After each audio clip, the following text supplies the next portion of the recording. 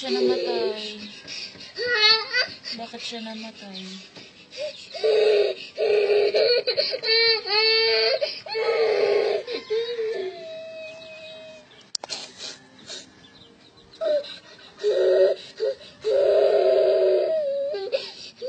Emen na Emen.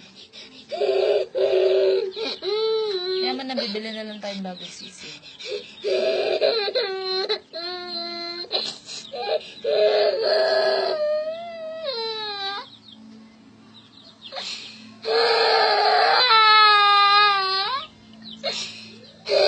Lagay mo na yun dito. Dirty na yan.